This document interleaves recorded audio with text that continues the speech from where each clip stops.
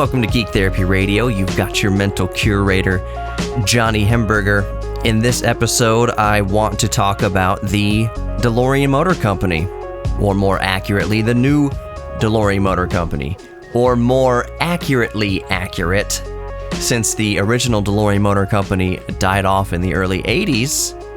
The new Delorean Motor Company, I'm looking at the Delorean website here. By the way, for those of you uninitiated just tuning into Geek Therapy Radio, I do myself have a 1983 DeLorean. I've had it since July of 2000, so I'm coming up here on 22 years with it, and I used to deliver pizza with it for 2 or 3 years. Used to be my daily driver. That was back in the day, early 2000s-ish. I put it into storage in like 2005. For several years, got it out. Long story short, it's in my garage right now, 1983 DeLorean. So I've been a DeLorean enthusiast my entire life. So let me pause this real quick, because there's a cat caterwauling outside my door. Hold on just 1 second. All right, now Sassy's inside the room with me, so if you hear her whining, that's just going to be part of the show now, because I got to get the show out. So I told you all the DeLorean stuff and my history with DeLorean and owning the car. Shut up, Sass. To say that I've been current on everything happening with DeLorean since the late 1990s, when I started my active search for a DeLorean. I've just been on top of it, like way back when Delorean Motor Company in its current form, or middle form, was based off of West Park Tollway, around there near CW39 Studios back in the day, when my dad was anchoring for CW39 after ABC 13. Anyways, I go all the way back to that. That's where I first started to, get parts for the car. That's where I took it for the first time. What did I do to it? I had the brakes redone or something like that. Way back, this was like 2001. But I've been obsessed more or less since, Back to the Future in the 80s. So, all that to say, I've been on top of what's been going on with DeLorean for the past darn near over 35 years. How long have I been a Back to the Future fan and DeLorean fan? All the way back then. Last night, my wife was in a Zoom meeting, and one of the attendees of the Zoom meeting was, "Hey, by the way, tell your husband that Delorean Motor Company is coming back in San Antonio." And I was like, I was just being polite about it. It's like, yes, I am absolutely 100% aware of the current whereabouts and goings-on of the Delorean Motor Company. I don't blame people. Here's the thing. You, the casual listener, maybe listening on the radio or listening on the podcast, I don't expect everybody to be intimately knowledgeable and familiar with what's going on with the DeLorean. That's a very niche product. It's a very niche thing. It's a very pop culture thing, also very hype thing. But I would imagine that what most people hear about DeLoreans in the general kind of population is a glancing kind of reference to DeLorean, or maybe Back to the Future or something like that. Not everybody is intimate with the details of past, present, and future Delorean Motor Company as DeLorean owners are. So I don't blame the general public for like, hey, did you hear about DeLorean coming to San Antonio? Yes, I 100% know about that. I've known about that for quite a while now. But I want to talk about the Delorean Motor Company, and actually the real name of it before I got cut off by Sassy, the cat. I'm looking at the website, DeLorean.com, and the very bottom of the screen, it says, copyright DeLorean Motors Reimagined, LLC, 2022. So apparently the actual name of it is not Delorean Motor Company. That's just kind of the moniker. But the official copyright, it appears, is under DeLorean Motors Reimagined, LLC. I would imagine there's legal red tape and trademarks with the original company. That has been an ongoing issue for DMC, Delorean Motor Company, in its current form for years. I have been, in communication constantly since 2001 with Stephen Wynn, the president of Delorean Motor Company, and James Espy, the vice president. I've talked to them constantly. It used to be that I could just kind of roll up to the shop and sit there with Greasy James and Greasy Steven back when, they were rolling their arms up working on cars. I'm not saying they don't still currently, but back then they were mainly doing all their own work. A couple of employees sit there shooting the breeze. Steven took me for a ride in one or two performance-enhanced DeLoreans. He's like, you want to feel what a DeLorean was always supposed to be? Like, here's what John DeLorean's vision for the DeLorean was. And it was a DeLorean set up properly. Proper suspension, proper brakes, the engine tuned to like 250 horsepower as opposed to the wheezing 130 that it had to come to the United States with. And that thing was proper quick. That thing was a direct competition to a Porsche 911 in the 80s. Like, that's what it should have been. The DeLorean's priced it in the 80s against the 911, the Porsche 911, but it didn't compete performance-wise because of all the restrictions and everything and the oil crisis and all that is terrible time to build sports cars. So he took me for a ride, Steven did, in a properly tuned DeLorean, and it was every bit as good as a 911 and every bit as quick as a 911 of the same early 1980s era. So anyways, DeLorean Motor Company has evolved since then. You can no longer just walk in and talk to James or talk to Steven. They've become a big global enterprise, which brings them to EV production in San Antonio. Port San Antonio, technically, is the region. I always forget how to pronounce the county. Bexar County or Bayard County? Bexar? I was born in that county. I was born just miles from the Alamo. It's kind of funny that DeLorean Motor Company is going back to the county where I was born. Really weird. More Geek Therapy Radio coming up. Let's keep talking about DeLorean. Don't go anywhere.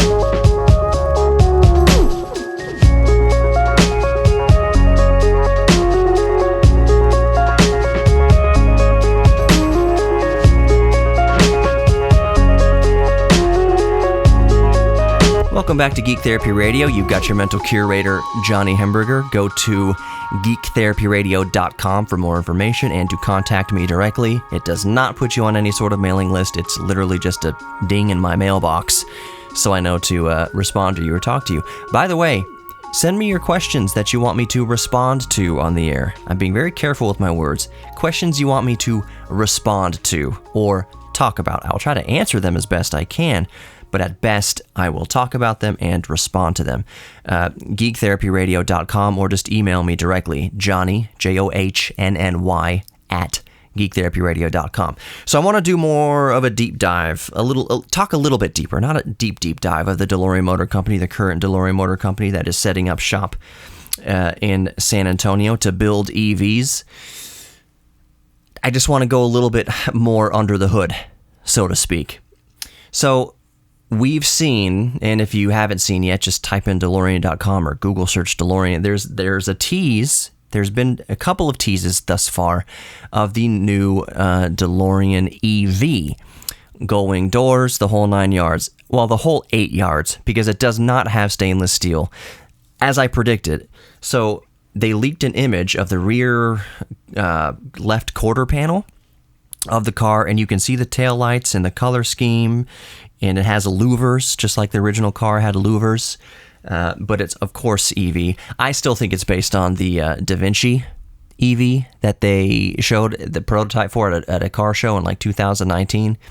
I bet you it's heavily based on that design, so if you want to see what the new DeLorean EV is going to most likely look like, Google search Da Vinci EV, and I'm betting dollars to donuts that a lot of the design is based on that. So anyways, we did see some design elements, the louvers, the rear brake lights, and different aspects of the car. We saw the color of the car. It is gray. It is made to look like the color of stainless steel, but I predicted that it would not be stainless steel or even aluminum because every gram matters in an EV. This thing is going to be a hypercar. No doubt in my mind, the new DeLorean EV is going to go 0 to 60 in definitely under 4 seconds, probably under 3 seconds, probably in the mid 2s. If it's going to compete with things like the new Tesla Roadster and other kind of hyper EVs out there, I think we're looking at it around 3 seconds of a 0 to 60 time. I don't think it's going to be below 2 seconds. I wouldn't be that shocked if it was below 2 seconds. Matt Farah, I believe, was I talking to him about this in past shows, or I heard him talking about it on his Smoking Tire podcast? I've had Matt Farah on a couple times. And while we're talking about EVs and acceleration for a moment, Matt Farah brought up a point which I very much agree with. It's that it's no longer impressive. I mean, it is and it isn't. Like, sub 2 second 0 to 60 time is for an EV is like, yeah, don't all EVs do that right now? I myself, my daily driver, I've got a few cars right now. I've got an Audi S5 V8 with a 6-speed manual transmission. Still have my wife's Volkswagen Jetta. I've got the DeLorean, obviously, 6-speed manual transmission V6. But my daily driver is an EV. And EVs are awesome as daily drivers. It's a 2017 Chevy Bolt EV that is due to get its free new extended range battery. That'll do 0 to 60 in Volkswagen Golf GTI territory. It'll do 60 in 6 seconds easy, and it's a smooth, no lulls in the power delivery 0 to 60. It slams you in your seat and leaves you there all the way to the top of the top speed. So 0 to 60 6 seconds in an EV feels quicker than 0 to 60 6 seconds in a naturally aspirated normal ICE engine, where you have lulls, and then the turbo has to kick in around 2,000 RPM and all that kind of stuff. The power band is different on an ICE engine. So anyways, acceleration in an EV feels different. And what Matt Farah was getting at is that, yeah, you can say sub 3 seconds 0 to 60 time, 2 seconds 0 to 60 time. That's par for the course with super EVs now, like the Tesla P100, like Plaid Edition, the new Tesla Roadster. I think even the Tesla Cybertruck is going to be doing 60 in 3 seconds. The friggin' Hummer EV, I think that's a sub 4 second 0 to 60 in a friggin' SUV. That son of a gun, the Hummer EV, is going to weigh 6,000 or 7,000 pounds, 8,000. It's going to be a monster, and it's going to be going off the line to 60 miles an hour in under 4 seconds. I believe off the top of my head, it's something ridiculous like that. 3 seconds maybe. So the 0 to 60 times of sub 3 seconds, around 3 seconds, sub 4 seconds is no longer impressive. So, relatively, it's kind of par for the course. But Matt Farah was saying, while the numbers, say 360 times, like the number to beat, that the fastest to beat, it's purely bragging rights. To actually be in the car accelerating that fast is a painful experience. What he was saying is something that I agree with, is like, okay, you buy a car, an EV that can go 0 to 60 in under 2 seconds, under 2.5 seconds, under 3 seconds. You'll do it. You're only going to do it to impress your friends. You will never do that day to day, or else you will injure yourself. Now, I don't mean necessarily getting into a car crash, but it is so uncomfortable on your bones and organs to accelerate that quickly. It's actually a disorienting, unpleasant experience to do over and over. So again, you'll do it to impress somebody once in a while, but it's not something that you can live with day to day, nor would you want to live with day to day. So the fact that the DeLorean EV, in my estimate, will be capable of doing 60 in under 4 seconds, probably 60 in under 3 seconds, under 3.5 seconds is my bet. The performance can't be the only consideration now in EVs. So, to get back to the DeLorean EV and the production ramp, the production facility in Port San Antonio, I think DeLorean EV is going to have to bring more than the table. They're going to have to pick up the slack in design. I think they're 100% leaning on the hype of the DeLorean brand and the pop culture hype of the DeLorean. So the design's going to be amazing. I think it's going to look really good, but it has to be comfortable too. There has to be other things about it that will make somebody pick the DeLorean EV over the new Tesla Roadster coming out. By the way, we have no idea when the new DeLorean EV will come out and be available to the public. I believe they'll probably make some sort of announcement at Pebble Beach when they unveil the full vehicle in August. Monterey Car Festival, what is it called? Car show? The most prestigious car show in the world is where they're going to unveil the full DeLorean EV. That's where we're going to see it, and that's where we're going to hear a whole lot more information about it, including specs and probably price and everything. My prediction is that the DeLorean EV is going to be at a starting price of $120,000.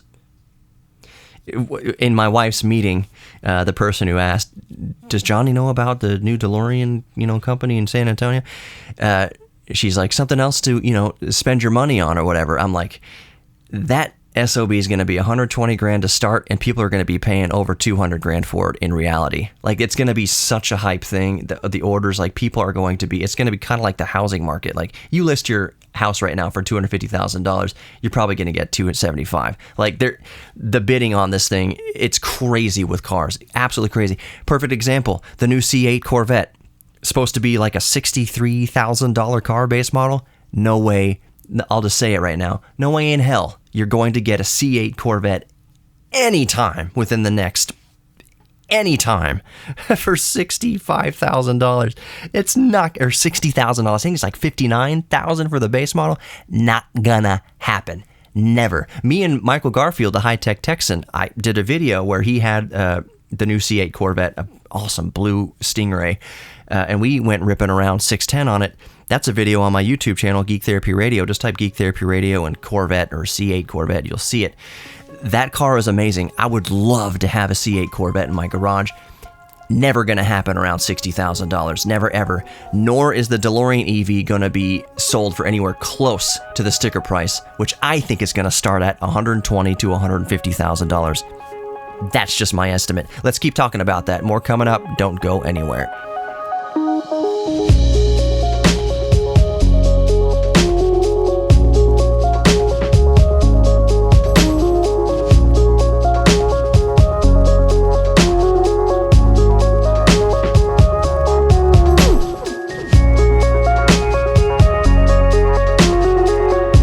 Welcome back to Geek Therapy Radio. You've got your mental curator, Johnny Hemberger. I want to keep continuing on this DeLorean EV talk.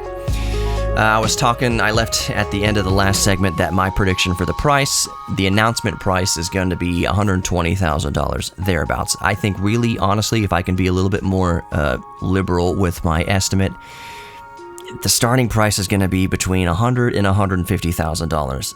My kind of bell curve choice at the top of that curve is going to be $120,000.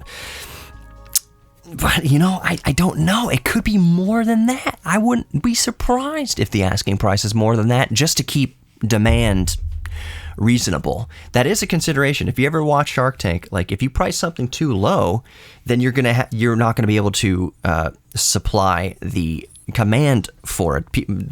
If you price at $100,000 and get 100,000 orders, you can't complete those orders. You have to get that price up, not only for profit, but to have a more reasonable expectation of what you can actually produce and supply to consumers. So that's why I think it's going to be $120,000, $150,000 with people paying $200,000 for it all day, right out the gate. But the more deep dive into the facility, into the production of the new DeLorean EV, is that you might be thinking, why do they need to build a production facility in San Antonio, nearby Tesla, nearby Toyota, nearby, there's another brand out there, Navistar or something like that? Why the whole facility, and why 450 jobs created for just the DeLorean EV? That's the thing. Here's the deep dive I think not many people are talking about. The 450 or so new jobs that this the DeLorean Motor Company plant is going to create, they say most of those jobs, the lion's share of those 450 new jobs that they want to source locally, are going to be designers, engineers, executives. And what does that tell you? That tells me that the DeLorean EV, the first car that they're debuting here, is their Halo car. It's their flagship. It's the flashy car, just like the original Tesla Roadster back in the mid-2000s. It's the flashy car to put them on the map. But they're hiring all these engineers and designers and executives because they absolutely, positively have plans to produce more vehicles, different vehicles, sedans, coupes, SUVs, trucks, commercial vehicles. I guarantee you that's the plan. Why would you hire 450 engineers, in their words, engineers, designers, executives, to put out one car? For one thing, that is not a good, that's not a good business model to produce one vehicle, a two-door EV coupe that doesn't have mass appeal. I can't put my son in the back seat of a two-seater because there isn't a back seat. You can't really be doing a whole lot of grocery runs. I'm sure there's going to be plenty of storage in the EV. That's one benefit of EVs, is that there's not a whole bunch of engine taking up the front. You have storage all over the place. So I don't think storage is going to be a problem in the first DeLorean EV. But as a business model, the reason why they're hiring all these executives and designers and engineers is so that they can produce after the EV comes, after the DeLorean, the first sports car comes out, so they can be designing and producing sedans, or more accurately, designing and producing crossovers, designing and producing SUVs and trucks. Sedans, by the way, they're not, it's kind of a shame. It's no stretch of the imagination to say that in the United States, at least, sedans are not the most popular form of vehicle anymore. It is the most popular, any car dealership will tell you, are these stupid crossover EVs or crossover SUVs. Crossover SUVs. I repeat it again. Crossover SUVs. They have, who put it like this? They have none of the benefit of the SUV and none of the benefit of a sedan. It's basically just a small car sitting up on four wheels, like it's an egg up on four wheels. You don't get any of the like storage advantage that you get with SUVs. You don't get any of the off-roading advantage that you get with SUVs, other than technically you do get maybe an inch or so, or half an inch or so, or more ground clearance compared to like a compact hatchback or something like that. So the riding position is a little higher, but that's kind of fake. Like the driving position really doesn't need to be that high. It's just to make you feel this kind of false sense of I'm as tall as everybody else, or I'm taller than somebody in a sedan next to me. It's like this fake bigness that crossovers give you, with none of the benefits of an actual SUV. Like if you want an SUV, get a freaking SUV. If you want a small hatchback, get a hatchback. What a disaster it's been. What a design. What a doldrum of automobile history crossover SUVs have been. I'm probably striking a chord with a lot of listeners, at least in the United States right now. I hate crossover SUVs. I despise them. Nissan has this commercial right now as of recording. I forget the brand or the model of crossover SUV this is, like the Rogue or something like that. But the whole commercial is like, you're in a city called Basic, and there's nothing basic about our crossover SUVs. Like, yes, it is. It's a boring egg slab on four wheels. It's boring. There's not going to be any storage in here compared to the giant trunk that you used to get in sedans. Like a Volkswagen Passat, you could store like 6 dead bodies in the trunk of a sedan. Well, Johnny, why do you need to store 6 dead bodies? I'm just saying, there's so much storage in trunks of sedans, and there is nothing in crossovers. I hate crossovers. They are the most basic, like basic Karen, basic of vehicles. Crossovers are a scourge. Johnny, how do you feel about crossover SUV? They're a scourge on the roads. They're terrible. The gas mileage isn't even that great. Like, you get no storage. The performance suffers because now you're sitting. The ride height is a little bit higher. The center of gravity is a little bit higher, but it's cramped inside. It's just any small hatchback. Like, it's stupid. I would say if you want a hatchback a crossover SUV, get a hatchback. I think Chevy makes some hatchbacks. Volkswagen for sure makes the Golf and GTI. They make hatchbacks. You get the same amount of interior space, if not more, in a hatchback. You get a much better driving experience, and you get much better fuel economy. If I had to go get a crossover SUV right now, I would go to the Volkswagen dealership and get a Volkswagen Golf. And I say all that because my daily driver, the EV, the Chevy Bolt, is a crossover, technically. No, it's technically a hatchback, but the ride height's a little bit higher. I did not buy the Chevy Bolt EV because it was a looker. I bought it because at the time it was the cheapest entry level to a 200 plus mile range EV. And it's been amazing. I have no complaints about my Chevy Bolt other than the infotainment sucks. It sucks. The sound system sounds okay, but the actual brains in the computer it's just flummoxed. Like, can I play some audio from a USB? There, USB? Where are the USB? Do you want Bluetooth? Give me 5 minutes while I load up your XM radio from the Bluetooth. Like, I don't want XM at all. I just want to play the music from the USB. USB? Did you mean iPhone? I don't even have an iPhone. I hate the infotainment center of it. It can't just be the Chevy Bolt. Chevy infotainment centers are hot trash for the most part. Let's get back to the DeLorean.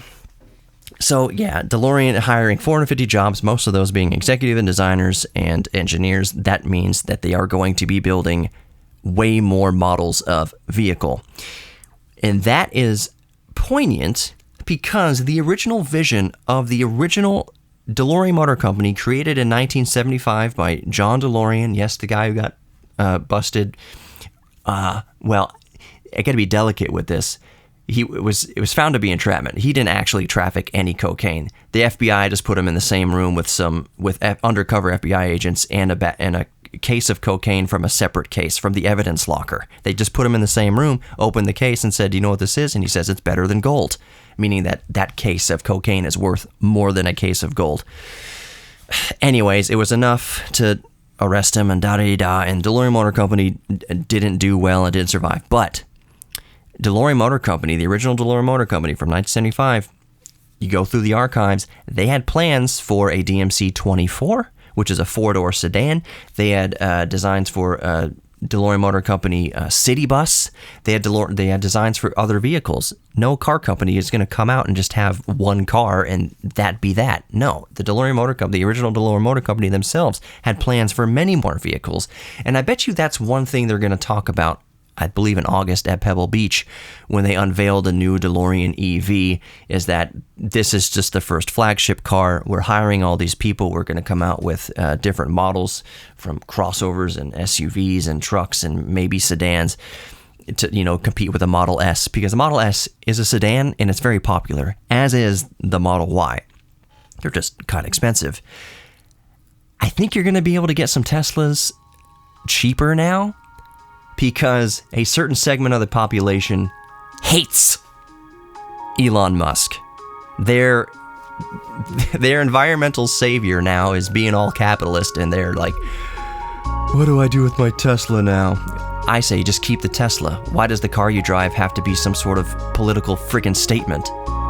If you like the Tesla, keep the Tesla. You don't have to talk about Elon Musk. Anyways, more Geek Therapy Radio coming up. Don't go anywhere.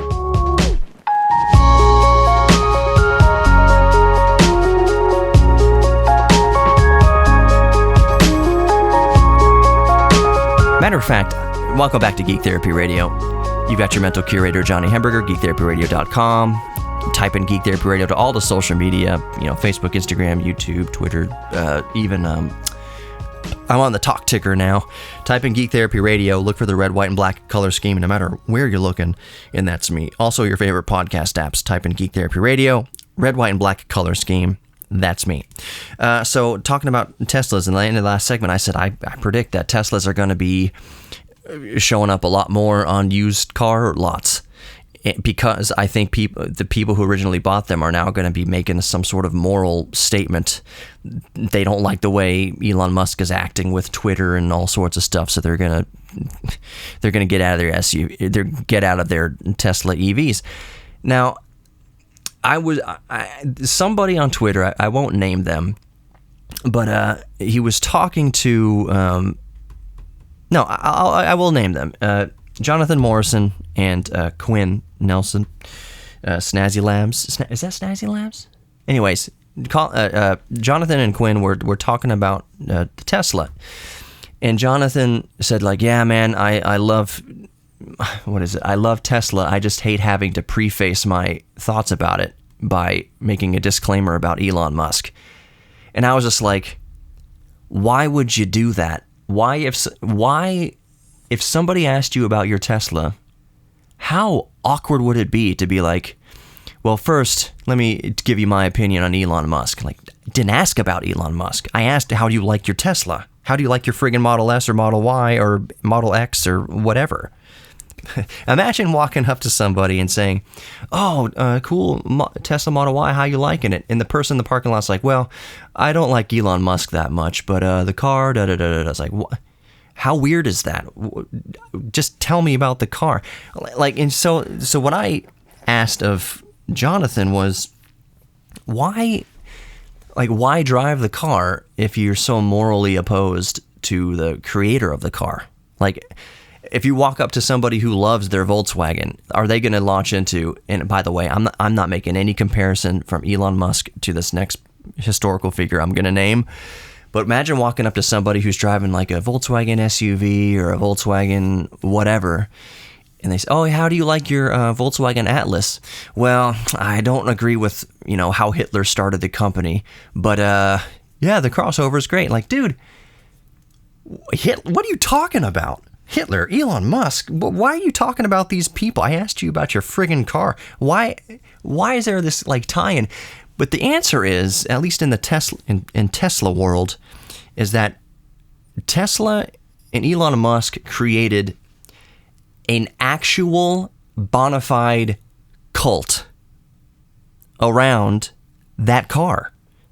Elon Musk bragged the other day that Tesla's evaluation is something like $1 trillion, and then he added on Twitter with $0 spent on advertising.